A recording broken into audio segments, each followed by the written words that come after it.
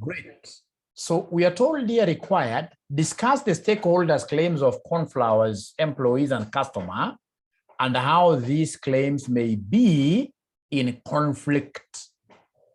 I don't know whether you guys in your classes, you've done this topic on stakeholder management, especially the stakeholders' claims, the various stakeholders, types of stakeholders that we have.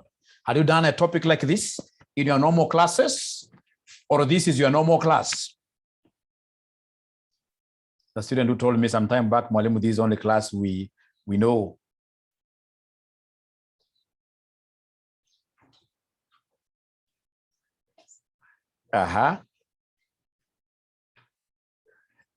You guys have to be very fast in giving me answers.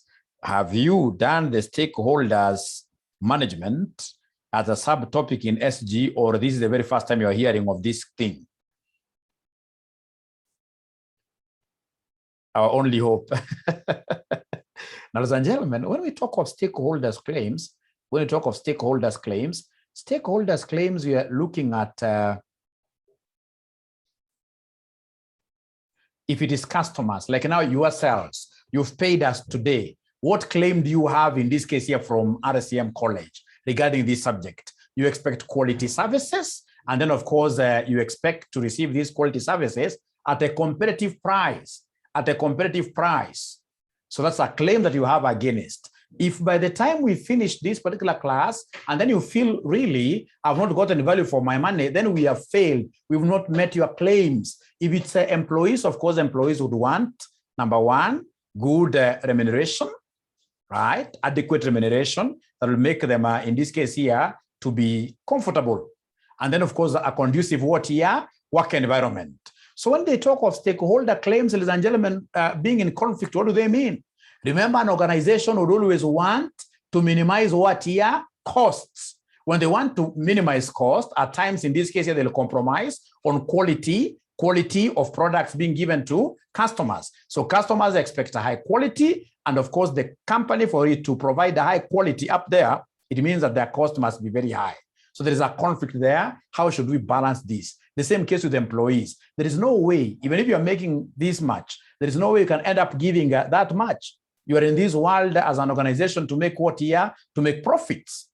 So when they talk of stakeholder claims, I want to believe that now you have an idea. It's what is this particular group expecting from the company. Employees need salaries. Employees need a conducive environment. They need, in this case, respect at the workplace, etc., etc. Customers, of course, want to get value for the money that they pay in terms of in terms of receiving high quality services and the goods, of course.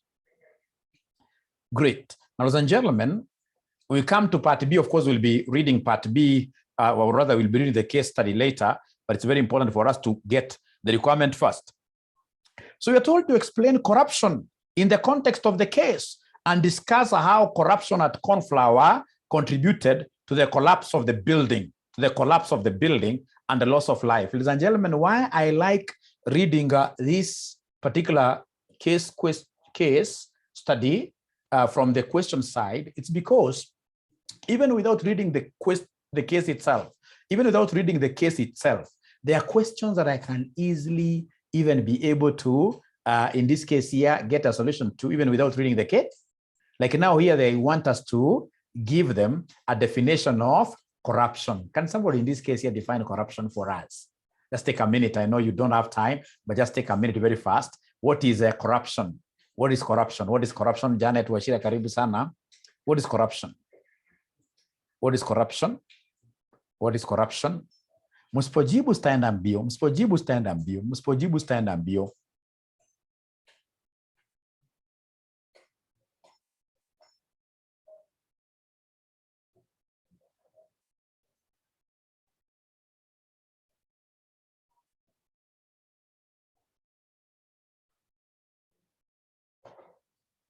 Muspojibu, what is corruption? What is corruption? What is corruption?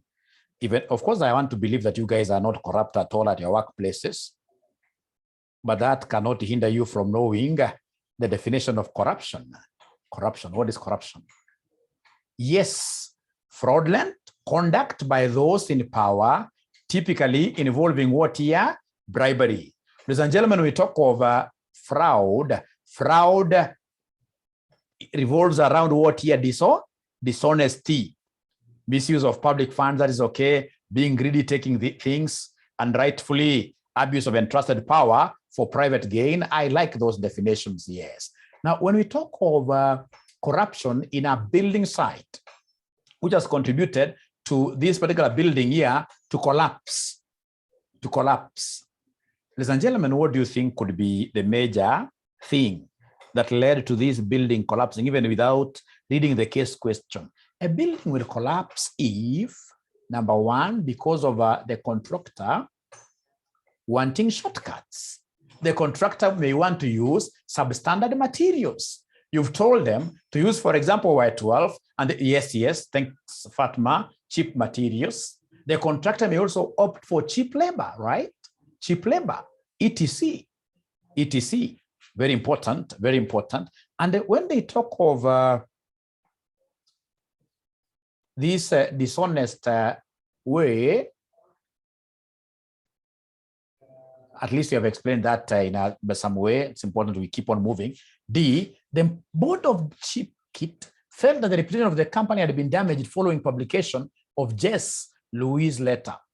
It was decided that it should make a public response to her comments and also respond to points about integrated reporting, IR. I love this. I love integrated reporting. I would want to see a question from this area tomorrow. Integrated reporting, the 3 Ps, profits, planet, right? Profits, planet. Are they able to remember the other P? And integrated reporting, there are 3 Ps.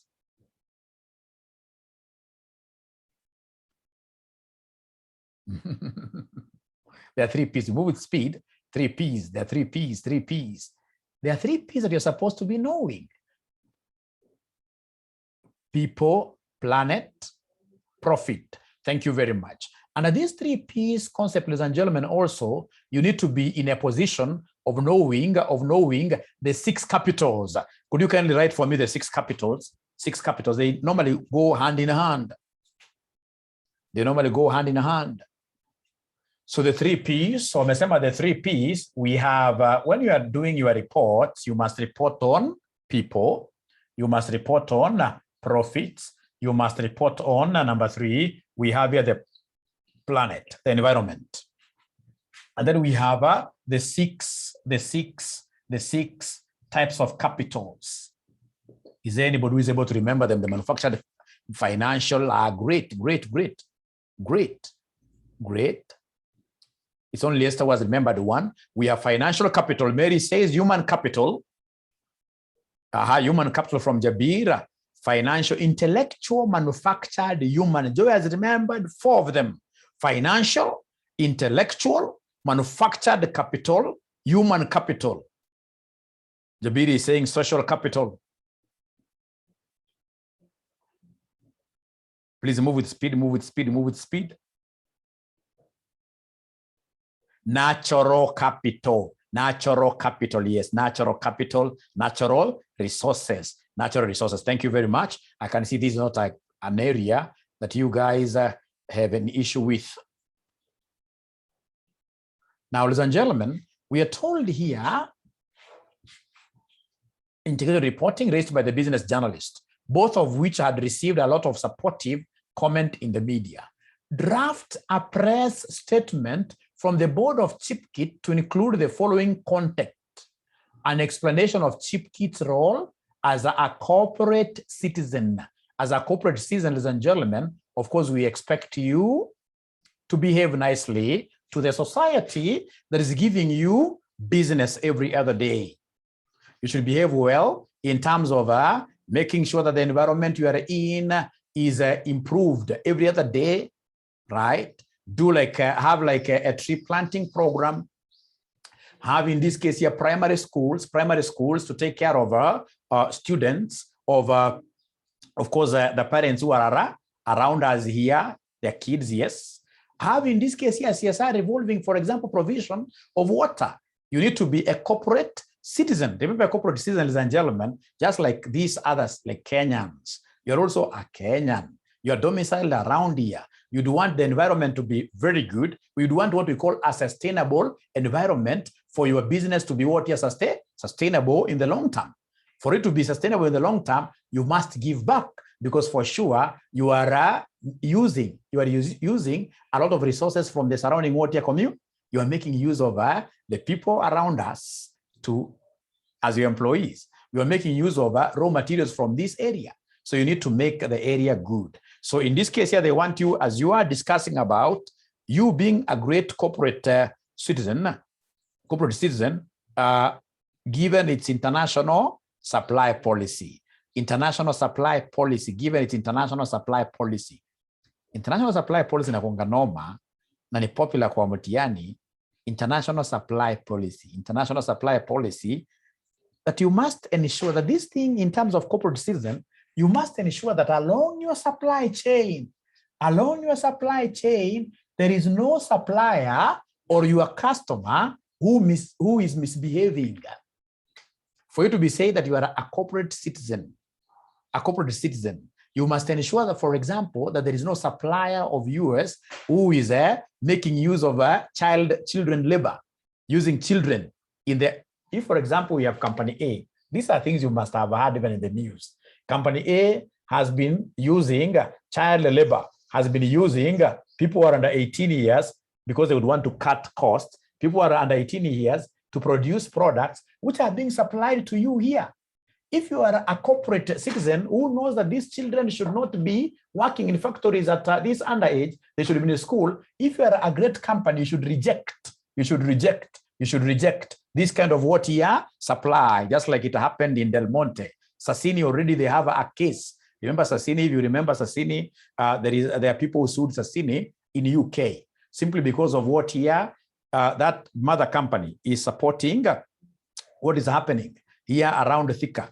Bad things, if you saw it on news, those are no things we should want to discuss here. But the moment we talk, it's Kakuzi, it's Kakuzi, I'm told it's Kakuzi. The moment we talk of, ladies and gentlemen, corporate citizen within the international supply chain, always you must look at what your suppliers are doing before you accept their goods. You must vet them. Are they, in this case here, ethical? etc. If you don't do that, people are being raped on the other side, and the thing has been on the news for so long, and here you are consuming this company's products. When they'll sue this company, also you'll be sued because they look at the entire supply chain. Now from there to an explanation of accountability and the fiduciary duty as used in the case, and a discussion of how these are relevant to chip kit using a shareholder or the pristine capitalist perspective. Now, ladies and gentlemen, when we talk about accountability basically means what? Accountability for us means that we should be open to scrutiny, We should be open to scrutiny as an organization. We should be able to give as much as we can to the public. Don't hide anything. Don't hide anything, unless, of course, whatever you're. Okay, public companies, as much as possible, provide financial statements that are able to tell your entire story without doing any dressing, etc. When we talk of fiduciary, remember, fiduciary is a position of trust. We have put you up there as a director. A director, of course, as somebody told us here, if you're dishonest, you're going to take advantage of the shareholders' contributions to enrich yourself. So in this case here, you will be misusing your powers as a director. Powers, the duty of care. Very, very important. We have put you up there. We have trusted you. Please don't misuse that trust. So accountable, provide everything that is being needed outside there. Great. Now from there, ladies and gentlemen, we move on to the next thing. 3, a description of the basic framework of integrated reporting and the potential benefits to chip kit different stakeholders of reporting on different capital types. Right? You can see ACCA's case study has how many marks? 50 marks. Very, very important. what I would propose, ladies and gentlemen, given the time that we have, the discussion that I've done with you is quite good. If I give you this question, you read it on your own, the case study, with the answer. I want to believe now you'll be able to understand the question very well, instead of us going through the entire thing again here with you. What is your opinion? It's about getting an idea, really. Once you have an idea, it will be very easy for you to do what here, to come up with your own way of even giving a better description.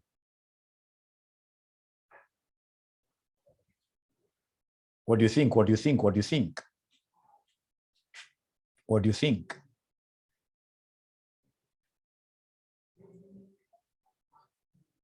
Wengi wape. Let me share with you immediately like that. So as I share this with you, I would want somebody to tell us, yes, I'll send you plus the answers, plus the answers, plus the answers, plus the answers. Immediately, I'll be able to do that right now. But as I do that, can somebody tell me, there is something very important here that I would not want to skip. Not the 6 capitals, because I know you are good at that. This one here, a pristine capitalist, a pristine capitalist. Can somebody describe this as I try saving this for you and sending it right away? What do you understand by pristine capitalism? I know these are things you've done. I know these are things you've done.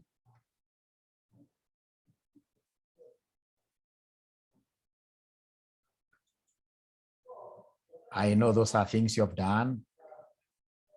I know those are things you've done. Sema haraka haraka, mimi nataka nikusaidie. I'm here to help you. I'm here to help you. Hata kama ni kuibia mahali kwa Google, because we have to understand these things once and for all.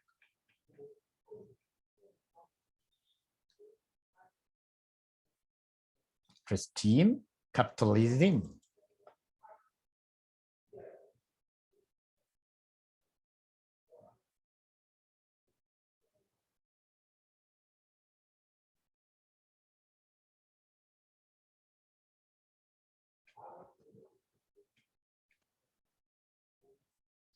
Aki hawaongei. Sasa aki hawaongei. Pristine. Nangoja kuona wanafunzi wanasema nini. Mimi nangoja tu. Mimi kazi yangu ni kungoja tu. Hiyo sitakuambia. Gilbert, unajua sana. Hii kila mwanafunzi anajua. Kila mwanafunzi anajua. Hiyo kila mwanafunzi anajua.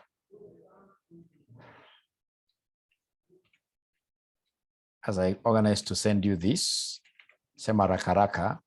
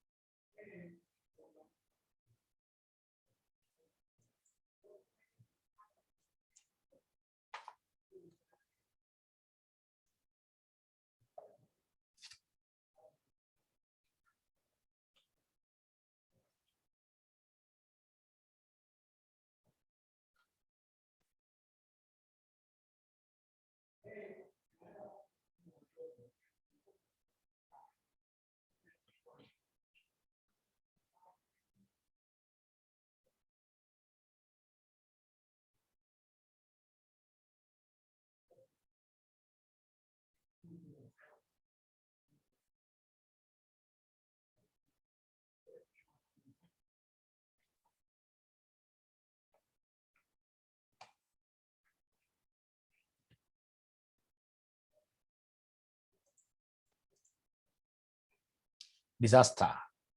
No. Ladies and gentlemen, this is capitalism, the normal capitalism. This is the normal capitalism. You know, there is what we call socialism and the capitalism. Capitalism basically is the greedy perspective. The greedy perspective that we have put in our capital in this organization as shareholders, and we expect profits. Profits in this case here to be growing every other day. Profits to be growing every other day. When it's pristine, when it is pure capitalism, ladies and gentlemen, it means that shareholders will never entertain anything that will reduce their value. So it's a short-term way of looking at business. Ours is basically to increase what here? To increase profits. You must have heard of these big organizations being called what here? Pristine capitalists. Pristine capitalists. Look at, for example, a good company like Safaricom. Very big. Every day growing in terms of revenues, in terms of profits. But trust you me, if you look at how they're talking of cost, these guys are normally quite on this high lane of cutting their costs. If you go to Safaricom every other day, they are discussing about how do we reduce our costs. That is why you will get, for example, like now they asked the other day, they decided to work with agency employment. So they contract an agency who will be able to give them who? Employees. So they get somebody working for Safaricom, a big entity, but earning 40,000. That is pristine capitalism. How do you make billions and yet you're giving people peanuts? So under pristine capitalism, we are only interested in one stakeholder, who is who? Who is the shareholder? Who is the shareholder? Who would want you to maximize your revenues as you minimize your cost? So anything that has got benefits in the long term, according to them, will be sacrificed. That is why you'll get these big firms making billions, ladies and gentlemen, but yet they don't entertain things like, for example, training their workers. They view training costs to be what here unnecessary. And yet it has got long-term benefits, you see, right? Anything that, because of pristine capitalism, you'll get even people here undercutting who? Their customers in terms of giving them poor quality so that they reduce on what here? On costs. Very, very important. Okay, so here we are.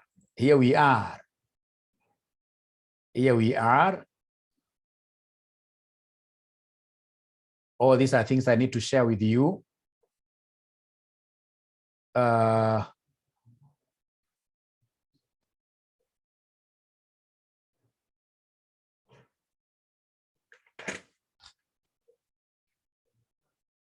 Just a moment.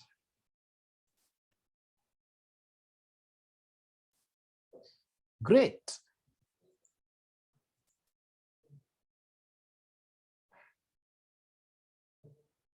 Yes.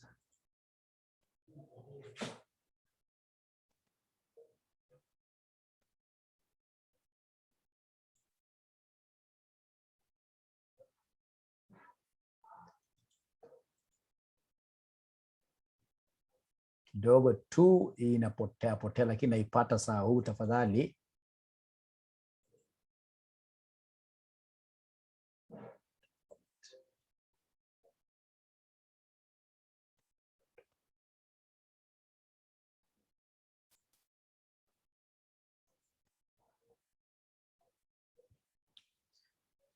And then, of course, as I do this, there are things that I would not want to repeat because already you have watched the videos. I know you guys are very good in terms of the FIOLs models. I know you are so nice with the management thoughts. Ukweli murongo. Hizo atuangalii tena. Hizo tushamaliza jameni. So we are told here, new ideas company, a very good question. Question number 3. They want us part A to assess Ranjana Fu suitability to become CEO of new ideas company. Your answer should include an explanation of the roles and the personal qualities of a CEO. Who can talk to us tonight, this evening, ladies and gentlemen, and give us the duties, the roles of a CEO. If today you were to be appointed as a CEO at Kenya Power, what do you think, ladies and gentlemen, will be your greatest duties, which you'll have to be executing every other day? Roles of a CEO. They don't fall very far away from roles of the board. Although board, of course, it's at advisory level. Is there anybody who is able to remember those roles very fast? Roles of the board, roles of the board, roles of the board, or rather roles of the CEO. Very good. Resource allocation is one of them. But remember, first of all, it starts with what here? Strategy. You're the one, in this case here, who has to come up with their plans. Of course, the board will give you a strategic plan. But you see, out of the strategic plans, now I need, that's long term, I need to sit down every other day and come up with now these short-term goals. What do I do to be able to get this? What do I do to be able to reach here? So that is number one. Number two, ladies and gentlemen, then we have the financing. How do we finance these strategies that I've been able to put up there? So as a good CEO, always you must be thinking straight, talking to banks, talking to shareholders, etc. I've not seen anybody mention anything to do with the performance OTR, performance appraisal. I like what Juliet is telling me, risk management. But most importantly is the strategy, execution of the strategy. You can't come and tell us that Corona has hit you to the extent that you can't make profits. Maybe the first 1 year, yes. But if you have a serious CEO, trust you me, with a serious CEO, you must, like ourselves here, ladies and gentlemen, who were badly hit with Corona as a school. So I remember like the first month after Corona, I slept most of the days. Lakini as the principle of RCM, what do we do? We're able to come and look at this model of online. And truth be told, now we are able to make much higher revenues than we used to make. Of course, now combined, right? Oversee implementation of internal, I love that. I don't even need to really explain further that, right? Now, ladies and gentlemen, we come back here. Explain the benefits specifically to NIC of the appointment of suitable non-executive directors and discuss the difficulties which the company may encounter in non-executive recruitment. So what do you think are the major advantages of having non-executive directors? Non-executive directors, what do you think are the major advantages of having non-executive directors? Kunazo ama hakuna? Non-executive directors advantages? I like that. Balance of power. Because the laws of corporate governance wants the power to be balanced, to check on the excesses of the executive. Yes, minimize conflict between the executive directors. I like that. And I hope you guys are taking your small notes. I don't know. Technical expertise, remember, especially for these SMEs. For the SMEs, most of us will be getting into business with very little knowledge. When you bring non-executive directors who are authorities in their respective areas, for example, best accountants, best lawyers, who have been working for so long, automatically we are tapping into their expertise, providing confidence in corporate governance. Ladies and gentlemen, there are those organizations we know. Once you tell us, for example, that Martin Odur sits in your board, then as a bank, we shall give you a loan, because we know that where Martin Odur is, there will be systems. Provide pool of skills, yes, in board meetings, that is okay. I like that language. I like that. I think those points are okay. They're okay. But there is a question that you guys haven't answered yet. Still on that, they wanted us to give them the difficulties which the company may encounter in an executive recruitment.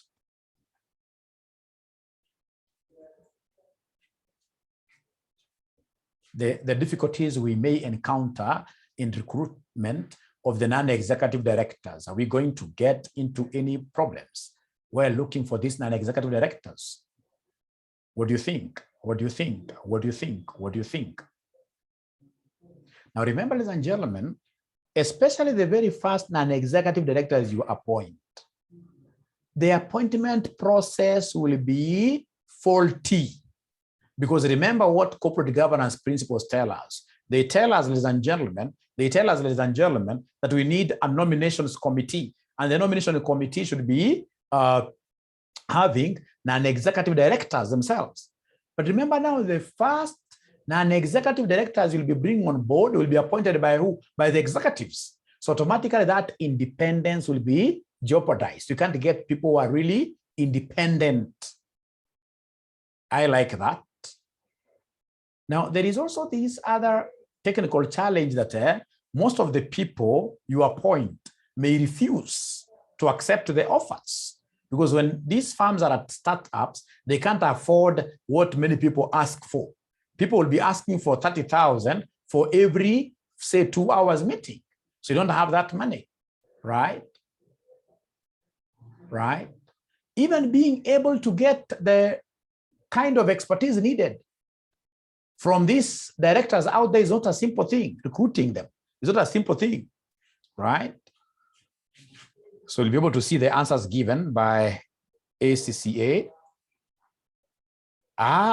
Explain conflict of interest and briefly discuss how a major shareholding in a potential supplier could be a conflict of interest to Dr. Idris. Were he to become a director of NIC. So we have here a Dr. Idris, ladies and gentlemen, who happens to be a major shareholder of a supplier. And now here, we want to appoint him as a director of NIC. Are you able to see any conflict of interest there? Of course, here there are two interests. There are two interests that I'm able to see. There is the interest that this director of NIC, now we are called Dr. Idris. Of course, he wishes the company called NIC to do what? To perform very well. Their profits are to increase, their revenues to go up, their costs to go down. But on the other side of the coin, this person also happens to be who? He happens to be a major shareholder in a company which is supplying NIC. So, ladies and gentlemen, there I can see there is an interest.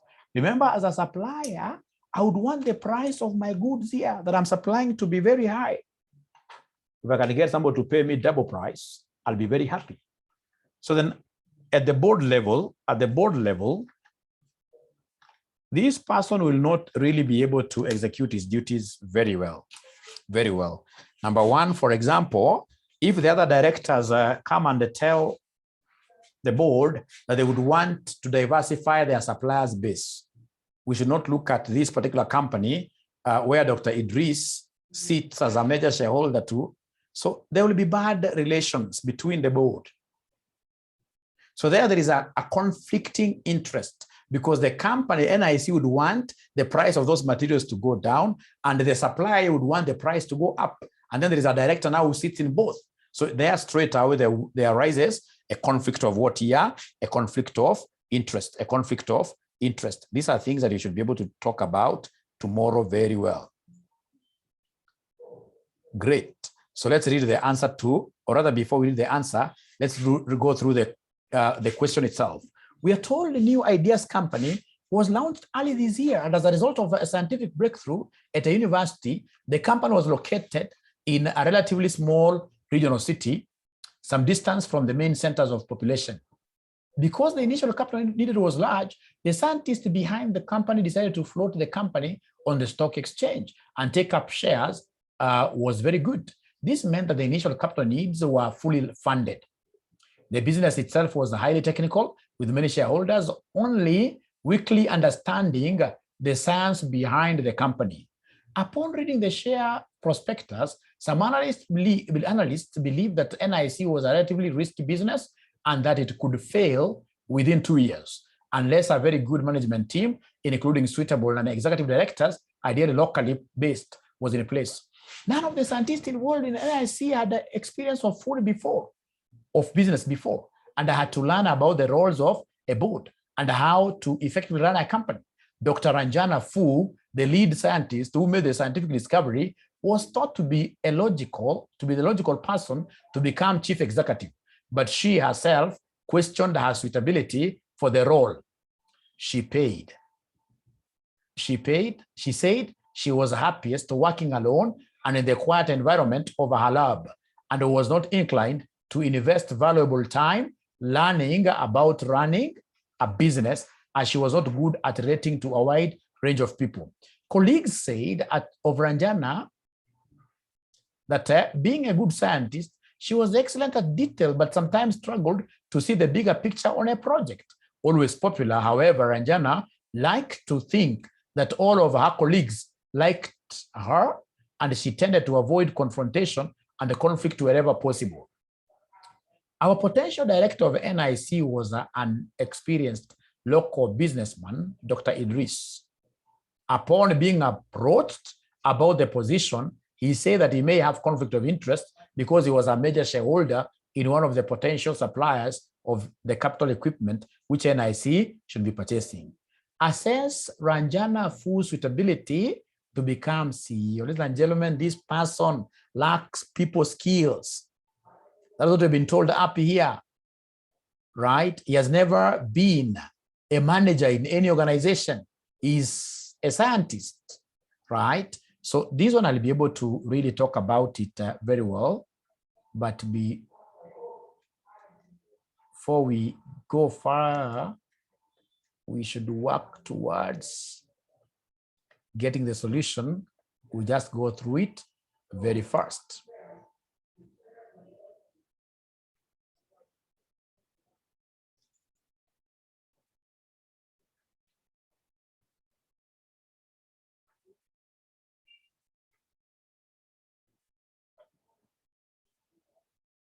Great, great, great, great. So I hope you guys are able to see my answers. So roles and the qualities of Chief Executive Officer. The main roles of the CEO of a listed company, such as the New Ideas Company, NIC, are first to propose and develop strategies capable of making an acceptable return to shareholders. I told you this. This involves the CEO having highly developed strategic thinking skills and being able to consider a wide range of potential outcomes and implications when making strategic plans for the business. It is also necessary to ensure that the strategies are resourced, and so an understanding of investment and the raising of capital is important. Second, the CEO implements the decisions of the board. Third, the CEO must analyze the performance of all parts of the business. Fourth, the CEO plays the leading role in ensuring that appropriate systems are in place for internal controls. Dr. Ranjana Fu's suitability. Look at how they're structuring their question. By her own admission, Dr. Ranjana Fu is probably ill-suited to the role of the CEO of NIC. As a scientist who made the discovery in the first place, she is clearly very able in her own technical field, but this does not necessarily qualify her for the role of CEO, as a scientist who developed the technical product upon which NIC is based. Ranjana clearly has an excellent understanding of the technical aspects of the business. Her limitations are likely to be in analyzing the performance of other parts of the business. As one who prefers to work alone, she would be uncomfortable in large meetings, such as board meetings, where she would be required to interact with the people most of the time. Her preference for a quiet environment would not be met in the CEO's role, where she will need to manage other directors and negotiate with others. In her colleague's view, she is good at detailed work, but sometimes struggles to see the bigger picture. This would suggest that her strategic thinking skills are underdeveloped, and this would make it difficult for her to conceive strategic objectives for NIC and put plans in place for their implementation. Finally, as one prefers to avoid confrontation and conflicts, or when you're a manager, you expect confrontations all through. Conflicts all through. She may be unable to effectively assert her own will and purpose on colleagues who may not fully agree with her on occasions. Benefits of non-executive director recruitment at New Ideas Company. As a startup business, NIC faced a number of challenges. The first is the lack of business expertise among the scientists, and particularly with Dr. Fu herself. Dr. Fu, obviously a committed scientist, is unwilling to invest the time necessary to learn about running a business, so will be heavily reliant on the expertise and skills of others in developing the scientific breakthrough into a commercial success. Because the business is considered risky by analysts, the presence of experienced non-executives is important in increasing the board's accountability to the shareholders with appropriate experience. The third benefit of having a suitably experienced presence on the board is to demonstrate compliance with corporate governance listing. Difficulties in NED recruitment. Despite the increase in non-executive board memberships in parts of the world, it should not be forgotten that non-executives have relatively little financial incentive for board membership compared to their better remunerated executive colleagues. In the case of recruiting non-executives the board of NIC, the case refers to three special difficulties which could apply in many regions. The case mentions that NIC and the university it grew out of were located in a small city away from the main center of population. The selection of some regions makes the chance of locally recruiting an experienced and effective non-executive team very difficult. There is usually very little occupational or geographical mobility in such regions with relatively few suitable people available. The highly technical nature of the company's operations is another potential difficulty. There are very few people who understand this kind of business, right? The gentleman, mine is just to have you guys getting it the helicopter way, and then you'll be able to know how to explain these things yourselves tomorrow. Look at part C. A conflict of interest arises when a person's ability to act with independence and impartiality is hindered by a countervailing interest held in a cause which could be beneficiary of decisions made. In the case of directors in a business, any countervailing interest which prevents a director acting solely in the interest of the shareholders of the business can be considered a conflict of interest.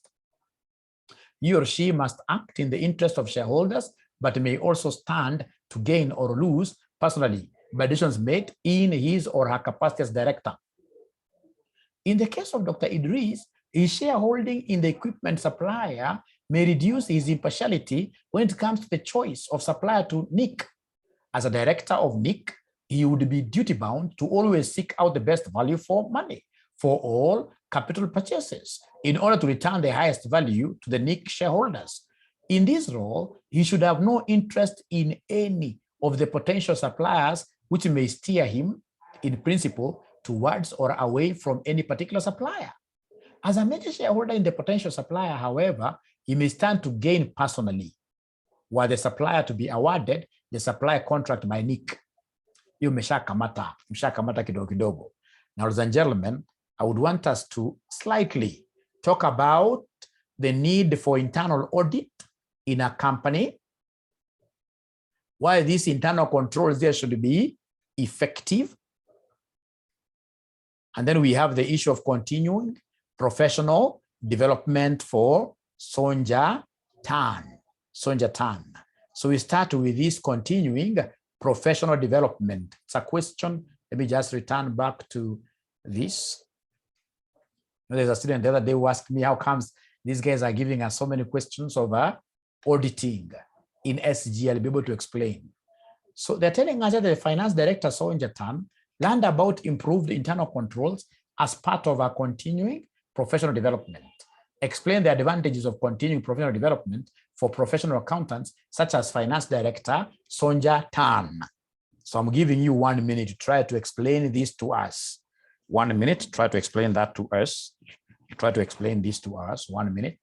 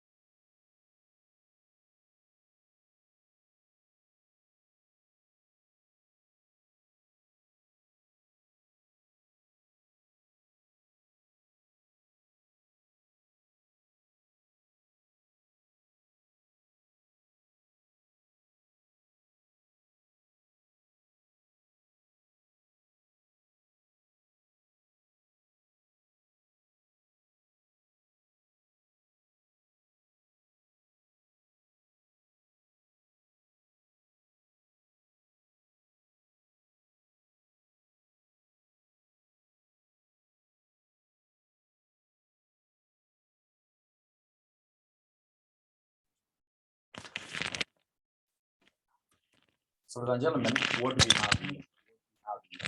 What do we have here? Is there anybody who has tried answering this question? Yes. Improved expertise, yes. Improved expertise, yes. Thank you very much. Ladies and gentlemen, when you talk of continuing professional development, remember this is that development that you will be able to earn after you finish your CPA 6. After you finish your CPA, would expect you to come and register, with ISPAC for you to continue with your development, for you to be able to still continue boosting your competence. Why would we want you to boost your confidence or other competence every other day? Every other year, you must give us what we call the 40 CPDs. Number one, ladies and gentlemen, it's because of what here? The uncertainties that exist in the accountancy world.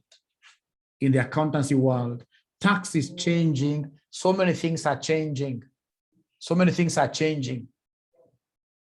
Yes, right? So many things are changing. Ladies and gentlemen, these changes, of course, also are underpinned by what here? Changes in technology. Changes in technology keeps on changing often. Keeps on changing often. The IFRSs. So it means basically there is nothing like resting after your CPA section what year 6. You still have to join us at ISPAC to ensure that you are competent.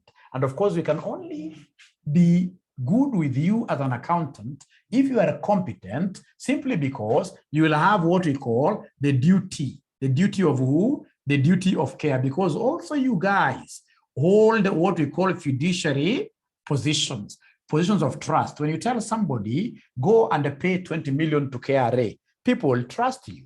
Why? Because of what is this? Duty of care. But you can only say that you are carrying that duty of care within yourself if you are competent. If you did your CPA in 1920 and you would want us to believe that now you're a member of ISPAC, still in the role there as a member who is in good standing, and you have not been studying in between, then there is a big question mark there. There is quite a lot you are missing. That is why ISPAC, if you are not able to give us about 40 hours minimum every year, then we remove you from the register of who? From the register of accountants. Now, ladies and gentlemen, the other thing that I would want us to look at very fast here is to construct the case for establishing an internal audit function at Loho Company. Why should we establish internal audit function? Internal audit. Can someone try that out? Remember, auditing basically is one of the key pillars, which is supposed to underpin what we call accountability.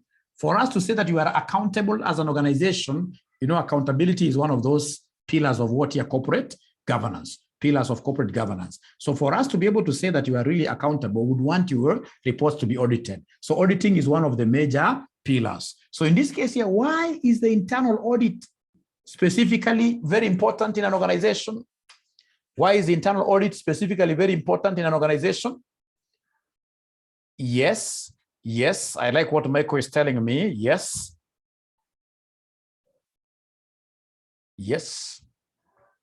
Importance of internal audit. Why do you think in this case here should we? Why do you think? Compliance issues, yes. Compliance issues. Oversight of the ICS, I like that. Identify errors and frauds. Hizo zimetosha, tusinipatie ingine. Hizo washachukua zote. Asante sana. So those are some of the things I would expect you to provide the link between external and internal. Those are the kind of things that would, great. So that is it. So ladies and gentlemen, at least I want to believe that on this corporate governance, if they bring, tomorrow, if they get to bring a question on this corporate governance, I'm so sure we'll be able to tackle most of these things. What I do not know is these small things, like, for example, in strategy, these small things, like the BCG matrix. Have you watched my video on BCG matrix? Have you watched my video on BCG matrix? Have you watched my video on the value chain? Aha, how comes? Value chain, is there anybody who has seen value chain? Nathan says yes, value chain. Value chain. Share, okay. So ukija hapa, for example, value chain, Jamie says yes. Lakini hata BCG sio noma sana. BCG sio noma. Because ukija hapa, kidogo tu, BCG.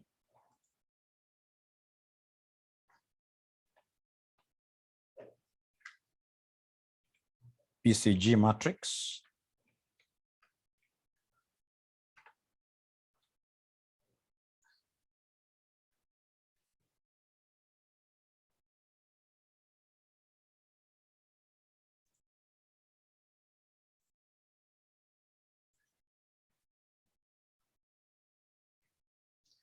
Are you able to see?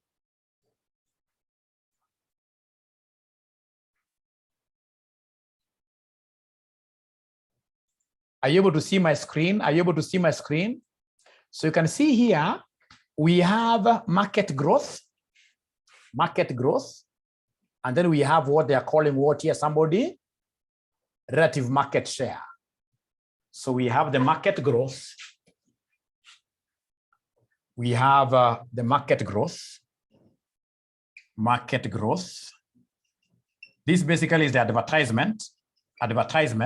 And then we have what we call the relative market share. Market share, this is revenue.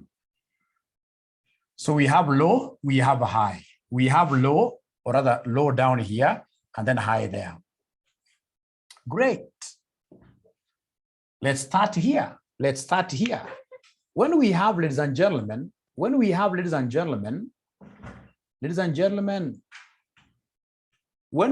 ourselves here advertising aggressively, advertising highly, but the market is not responding, there are no revenues, what products will I put here under the BCG? I'm advertising, not the market growth. I'm advertising highly, but the market is not responding. Yani mtoto mdogo, nampatia Cerelac, nampatia ni, lakini kimpeleka kwa clinic, mimi kama mama, namwekea kwa ile scale, mtoto anasoma 3 kilograms. Hakui mkubwa.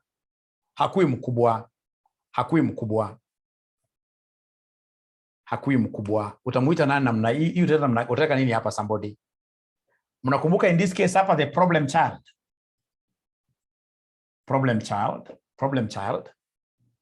I'm a question mark, yes. Kumbuka these things can be rearranged anyhow. You should be able to pick it. Question mark. Thank you very much. How about this one? You are in this case here marketing heavily, highly, you're advertising highly, and the market share is so high. The product is shining, just like Aereo one time. Sabuni ya motion moja. Hiyo ni star product. Very good. Now, ladies and gentlemen, here we are not advertising at all, no advertisements at all, but the market share is very high. Cash cow, thank you very much. These are cash cow, where we are not advertising heavily, but the market is ever there. I asked somebody at Kenya Breweries, I can remember a very good example is the Tusker. You know, Tusker is a flagship product, right? It's a flagship product, even if they hawatumi pesa mingi ya kusema, for example, ukitaka micropower, ukitaka sijui gani, ukitaka kunguma kama Simba, Tusker sells itself, right? So lastly here we have got what here, somebody? The dogs. Lastly we've got the dogs. So please go and read your notes regarding this particular what here, this particular area.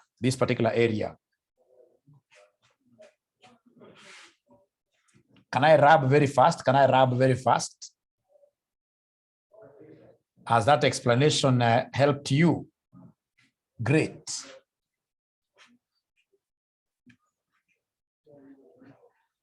And then now come and remember also the concept of Michael Porter. So Michael Porter mmeniambia at least mmeonaona value chain, lakini Michael Porter, ningetaka pia kwa Michael Porter muangalie hizi wanasema namna hii, if you want to be very competitive, we have cost leadership strategy. Hii unaangalia sana kwa case question, cost leadership strategy, that in the industry you are in, ensure that you are a cost leader.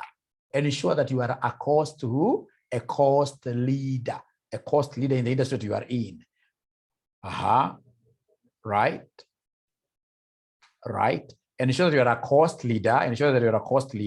And then, of course, we have the concept of what your differentiations, differentiate yourself.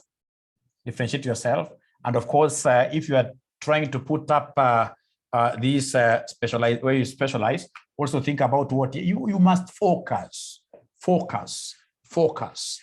You must focus. Right? Then remember Michael Porter, pia akona gani? Akona 5 forces. Unakumbuka the Michael Porter's 5 forces? Unazikumbuka kweli? Michael Porter's 5 forces. Those forces that if you're not careful, they will drive you out of business. Unazikumbuka kweli? 5 of them. Aki amniongeleshi kwa nini?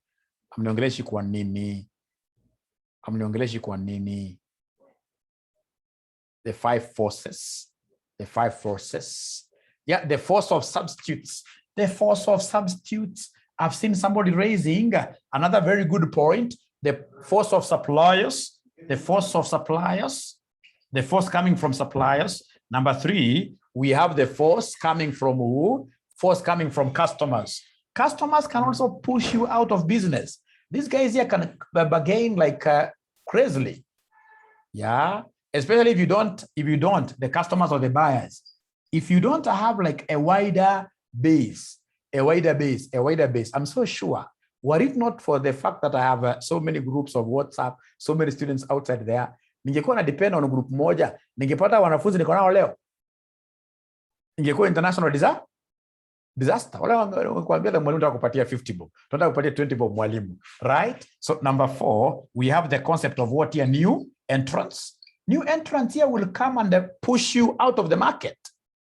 Remember the new entrants, ladies and gentlemen, like this time around we had the case of Dangote aliposema anakuja pale Kitui.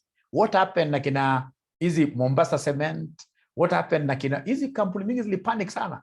Because Dangote alisema nitakuja na cement and I'll be selling my good cement known all over Africa at 400 shillings. So had he came in, I'm so sure so many guys would have very good. And then lastly, we have what here? We have rivalry. Rivalry like that. Competition. Competitors can, yes, when they keep on reducing the prices, competition can kill you. So all the substitutes, for example, SGR ilipokuja kuna so many vehicles, ukiona kuanzia zimeandikwa buzeki mingi. Siku hizi hata kama ziko ni chache. Na jamaa akaanza kupata tu cases hapa na pale, kama si SGR hamngejua vitu kama hizo. Kama si SGR gari zake zilikuwa busy. etc. So suppliers, especially if you've got very few, these guys can gang up wakwambia now, from today, you are buying this thing at 10 bob, now you shall be buying it at 25. Now you shall be buying it at 25, right? Ambao utajipata kwa shida. So is this clear? The 5 forces, is that clear?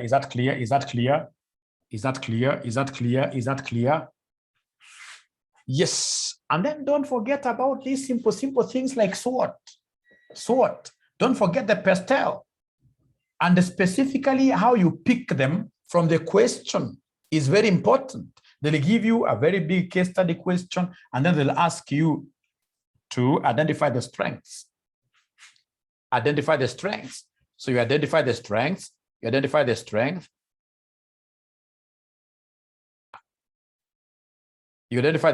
Like if it's Kenya Airways, what are the key strengths? From the case question? And the moment you are able to do that, you will be able to, what are the key threats? Threats come from outside. Threats don't come from the company. What are the key opportunities which the company has, right? So these are things I should be able, ladies and gentlemen, to really discuss them out of what here? Out of a case question. So explain the value chain. Value chain, yes, comes from Michael Porter. Okay. So remember the value chain, how it moves like. Remember the value chain, how it moves like this, like that, right? So we have here piece. If you remember piece. Here we have 5 of them. So piece, the first one is procurement. Are you able to remember these things? Are you able to remember these things? So P stands for procurement. I stands for what here? Somebody infrastructure.